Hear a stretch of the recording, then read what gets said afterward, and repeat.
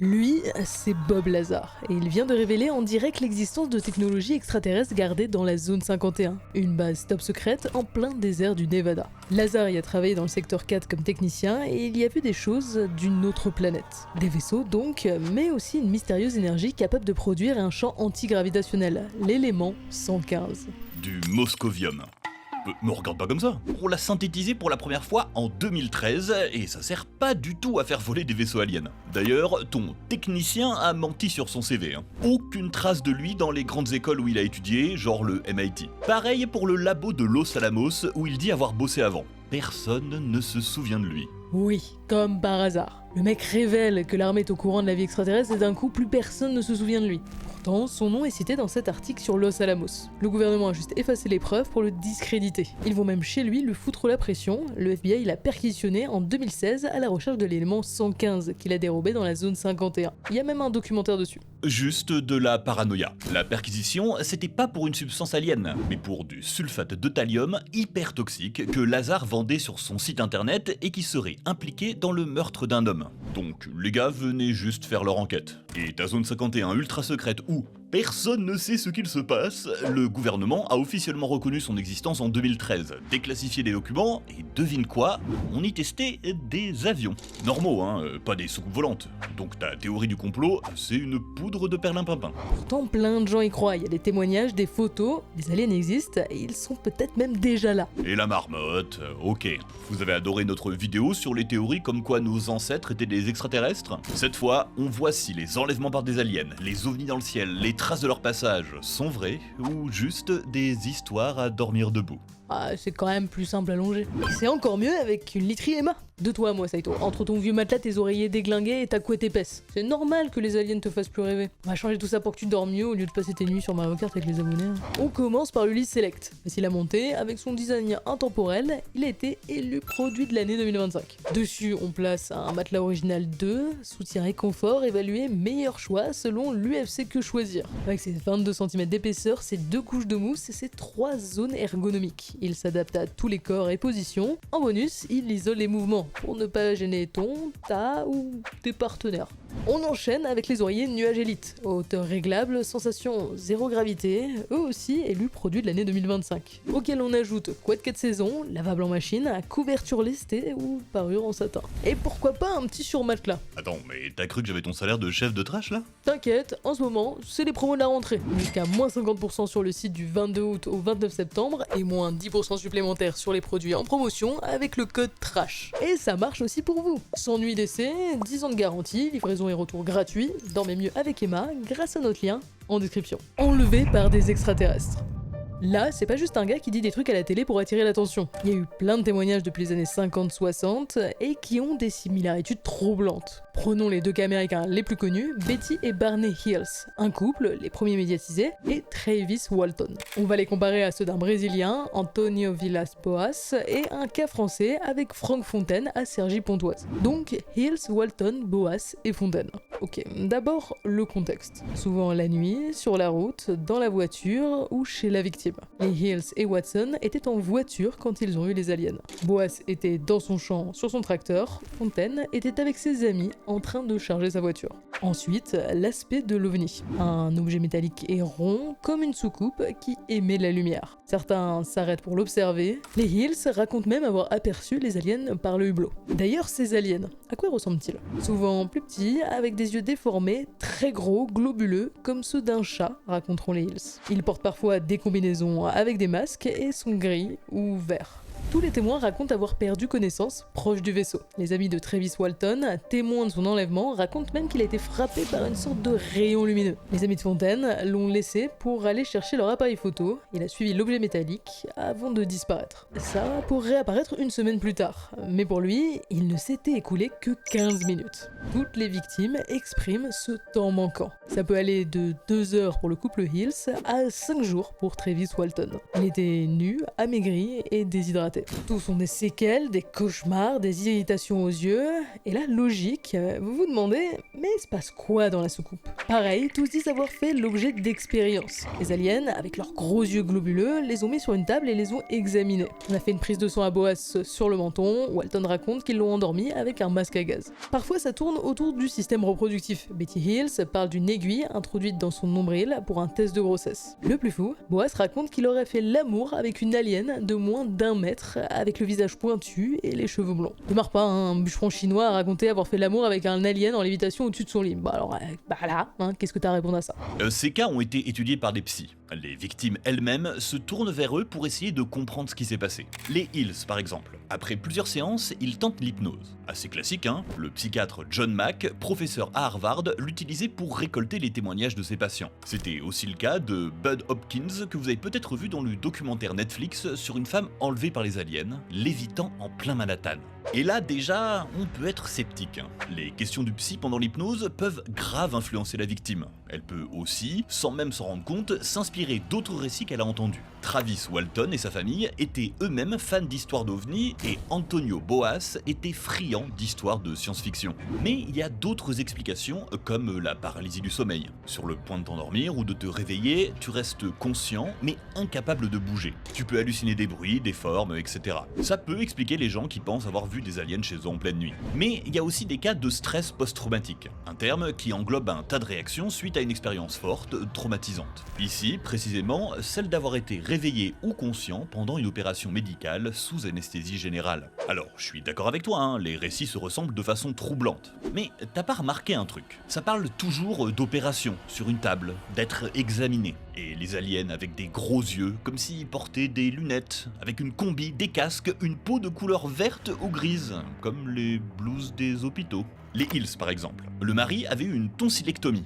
Ça colle, hein? Mais ils ont été 2 à vivre ça. Comment l'expliquer? Des chercheurs se sont penchés sur leur cas. Couple interracial au début des années 60, ils revenaient d'un voyage au Canada qui s'était pas bien passé. Le stress et le climat de tension ont pu favoriser une réponse traumatique. Merci de pas avoir tout de suite utilisé l'argument du canular, parce que des gars qui racontent n'importe quoi, il y en a eu. Pour Travis Walton, un de ses amis a décidé, des années plus tard, de révéler le poteau rose. Ils ont inventé leur histoire pour gagner un prix pour la meilleure preuve de l'existence d'un alien. Et Franck Fontaine a Cergy-Pontoise, l'un des cas français qui a eu l'une des plus grosses médiatisations, des reportages télé, un livre publié, une séance d'hypnose enregistrée à la radio, et même un rendez-vous donné à la centrale électrique de la ville pour revoir les extraterrestres. Tout ça pour qu'au final on révèle que Fontaine n'a pas été enlevé, mais juste caché chez un autre pote pendant une semaine. Avec ces histoires, on oscille entre détresse psychologique et juste envie d'attention, voire d'argent. Les aliens se sont-ils posés sur Terre ? 1966, un fermier australien était dans son champ quand il voit un engin. Une grosse soucoupe bleu-gris de 7 mètres de diamètre qui décolle d'un coup d'un marécage tout près. Derrière lui, il laisse un cercle de roseaux aplati. Le tout premier cas de crop circle. Des motifs géométriques plus ou moins complexes visibles depuis le ciel qui apparaissent dans des champs de blé pendant la nuit. De vraies traces de technologie alien du passage d'un de leurs vaisseaux. Les ufologues parlent de résonance vibratoire ou de géométrie sacrée. Ils y voient des messages, voire des portes vers d'autres dimensions. On parle aussi de magie ou d'énergie reliée à la nature et la Terre. Leur complexité est la preuve qu'ils ne peuvent pas avoir été faits par des humains. Et c'est vrai que certains sont impressionnants. Mes deux préférés, un avec une tête d'alien et un texte qui dit « Prenez garde aux porteurs de faux présents et leurs promesses brisées, beaucoup de souffrance, mais encore du temps. Il y a du bon là-bas, nous nous opposons à la tromperie, fin du message, son de cloche. » Ou un autre qui reproduit le message d'Arecibo, un message radio émis vers l'espace avec des informations sur notre ADN, les nombres, notre galaxie, etc. C'est clair, les aliens l'ont reçu et ils nous ont répondu. Il y a même des motifs avec un alien et un système solaire différent, ils sont là-haut, ils veulent communiquer. Et quand on dit « il », on parle de Doug Bauer et Dave Charley. 2 Anglais, des cordes et des planches en bois. Voilà tout ce qu'il faut pour créer 200 crop circles en une décennie. Tu me crois pas? C'est trop complexe pour que 2 Gugus fassent ça tout seul en quelques heures? En France, le youtubeur AstronoGeek a mené l'expérience et à l'aide de quelques personnes a réalisé un motif en une nuit qui a réussi à tromper des complotistes. Il te suffit juste d'aplatir des cultures en marchant dessus avec une planche. Tu peux même commander des crop circles pour te faire de la pub. HBO, South Park, Hello Kitty ou même les Jeux Olympiques. Et ça peut être aussi accidentel. Je suis tombé sur cette histoire en Australie. Des wallabies auraient aplati un champ après avoir construit consommer des pavots à opium cultivés pour des raisons pharmaceutiques. Oui, ils étaient complètement shootés. Alors, des scientifiques ont quand même étudié les crop circles. Il y a un rapport qui explique comment s'y prendre. Faut un champ pas trop éloigné d'une route, y entrer via les sillons laissés par les tracteurs, commencer par le contour des cercles, travailler par branche ou par groupe. Et selon la façon dont le blé a été aplati, ils peuvent te donner la chronologie du recouvrement. Alors, ils rejettent pas la possibilité d'un jour tomber sur des crop circles de fabrication non humaine. Mais pour l'instant, tous ceux qu'ils ont analysés cochent les critères de fait par des mecs avec une planche et une corde en pleine nuit. Bon, ok pour les cercles de culture, mais ça me fait penser aux lignées de Nazca. Ces grandes lignes ou ces dessins en plein désert qui s'étendent sur des centaines de kilomètres. Visibles que depuis le ciel, les archéologues ignorent encore leur signification. Mais les ufologues disent, eux, que c'est une piste d'atterrissage pour les extraterrestres. Et ça vient juste d'une des premières interprétations scientifiques. On pensait que c'était un calendrier astronomique, notamment avec cette araignée qui ressemble à la constellation d'Orion ou des lignes alignées avec le soleil couchant. Maintenant, on pense plus que ça a un rapport avec l'eau. Bah oui, on est au milieu d'un désert, hein, c'est le premier truc qu'on cherche. Certains dessins, comme l'araignée et le colibri, sont associés à la pluie ou à la fertilité dans les cultures sud-américaines. Ça pourrait être lié à des rituels, à des pèlerinages, et c'est encore étudié aujourd'hui. Alors, comment ces lignes ont été tracées ? Avec le temps, la couche de pierre du désert s'oxyde et prend une couleur rouille. Il suffit de la retirer pour révéler le sable en dessous, plus clair. Une corde et un poteau central pour faire de belles spirales, comme les crop circles. Comme quoi, pas besoin d'une technologie extraterrestre. Par contre, oui, ça, pour nous, ça ressemble carrément à un alien. Des hallucinations collectives d'OVNI. Avec les histoires les plus connues, on a l'impression que les extraterrestres ne s'intéressent qu'aux États-Unis. Mais on a aussi des cas dans le coin. Entre 1989 et 1991, plusieurs milliers de témoins en Belgique disent avoir aperçu des objets inconnus dans le ciel. Déjà, ça fait beaucoup pour un canular, mais parmi les témoins, on a en plus 2 gendarmes. Les descriptions vont d'une simple plaque à un engin triangulaire avec 3 phares et une lumière rouge en son centre. L'affaire est tellement prise au sérieux qu'on dépêche l'armée. Des avions ont survolé plusieurs zones avec des signalements. Le radar enregistre des échos étranges, mais aucun ne réussit à mettre la main sur un ovni. Qu'est-ce que ça pouvait bien être ? Le gouvernement belge soupçonne les Américains, on est en pleine guerre du Golfe, et un de leurs avions correspond aux descriptions, le furtif F-117A, avec sa forme triangulaire. Peut-être des exercices dans leur espace aérien, Washington dément. Étrange, non ? Autant de témoins, mais quasiment aucune photo ou vidéo. Alors que d'habitude, on appuie toujours son histoire avec une image, même falsifiée. Mais là, quasiment rien, sauf la photo du petit rechin, soumise à des universités et des spécialistes de l'IRPA qui ne trouvent rien de suspect, sans forcément écarter l'hypothèse d'un canular. Des articles et des analyses sur les lumières ou le fonctionnement possible de l'OVNI vont être publiés jusqu'en 2011 où la vérité est enfin révélée. Et c'est un canular. Ouais, c'était juste une structure en frigolite peinte à la bombe acrylique. 3 ampoules, et la 4e colorisée avec un marqueur indélébile. Le tout suspendu avec des fils, et paf, le tour est joué. Ok d'accord, mais un canular ne change rien aux milliers de témoignages. Certains ont parlé de contagion psychosociale. Le stress, l'anxiété, le climat de l'époque a pu favoriser la propagation du récit. Comme à l'époque, des gens disaient voir des ovnis dans le ciel, si tu levais les yeux et que tu voyais un truc bizarre, tu te disais que c'était forcément aussi un ovni. Rajoute à ça l'argument d'autorité, avec le témoignage des 2 gendarmes, et la psychose est renforcée. Mais cette thèse est rejetée par la COBEPS, qui a récolté les témoignages. Une association dont l'objectif est d'apporter une explication rationnelle au phénomène d'OVNI. Et ils n'en ont pas pour la vague d'OVNI belge de 1989 à 1991. C'est pas un cas unique.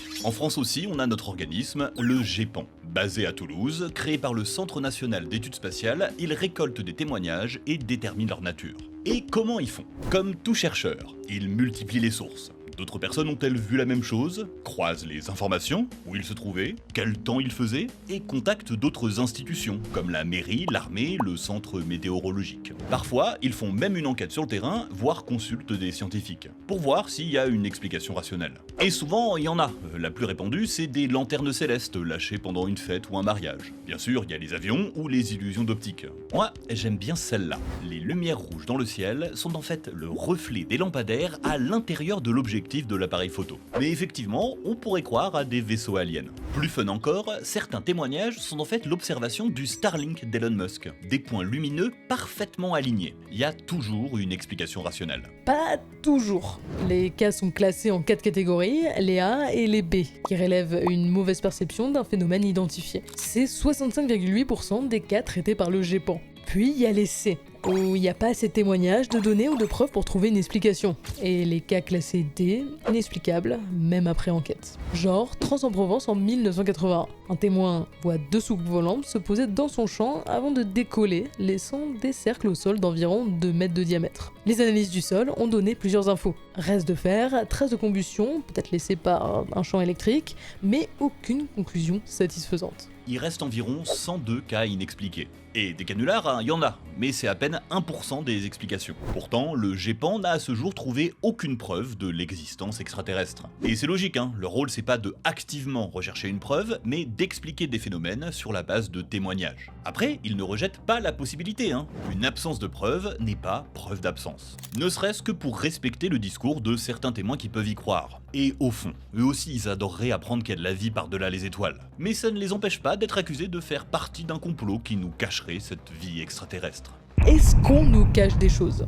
Le cas d'OVNI le plus connu de l'histoire, c'est l'incident de Roswell. En 1947, un fermier trouve des débris étranges. Il prévient le shérif, puis l'armée débarque et les récupère. Premier communiqué, oui c'est un OVNI. Puis le lendemain, un second, non, en fait c'est un ballon de sonde. Or, des années après, plusieurs témoignages, dont celui du shérif ou celui d'un major de l'armée, disent qu'il s'agissait bien de débris extraterrestres. On a un fameux film diffusé à la télé en 1995 où on voit l'autopsie d'un alien rescapé du crash de Roswell. Aujourd'hui, le cas continue de fasciner. Dans les années 90, un sénateur américain exige une enquête pour tirer cette affaire au clair. Les rapports dévoilent alors l'existence du projet top secret Mogul, mené à la fin des années 40. Et non, il ne visait pas à entrer en contact avec des aliens, mais à espionner l'URSS et ses essais nucléaires. Et bah, le ballon-sonde de Roswell en faisait partie. Donc, pas de soucoupe volante et pas de corps autopsié. Mais ça a été révélé plus tard. Comme pour le canular belge, c'est le créateur de l'alien qui a vendu la mèche. Les complotistes disent que l'armée nous cache des choses, mais en vrai, ils se sont aussi intéressés aux ovnis.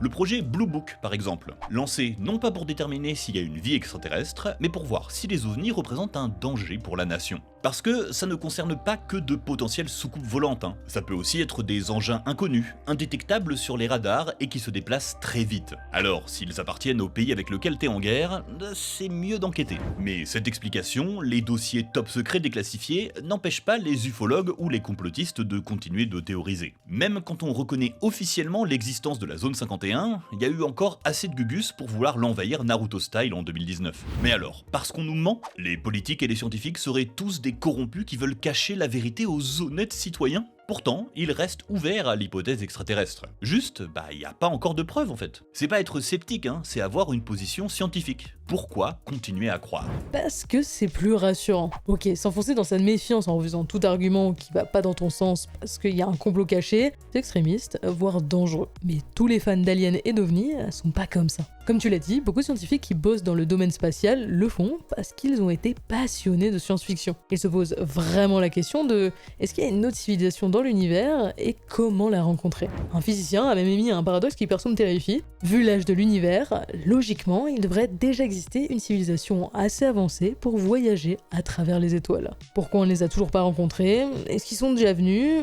Ou est-ce que nous sommes seuls dans l'univers ? Et ça, c'est angoissant pour plein de gens, le grand silence. Alors d'autres chercheurs ont remis en question ce paradoxe, avec les obstacles au développement d'une civilisation. Donc l'espoir est encore possible. Mais en attendant, je comprends que certaines personnes préfèrent croire aux histoires d'aliens, même si elles sont fausses, pour ne pas se sentir terriblement seules en regardant les étoiles.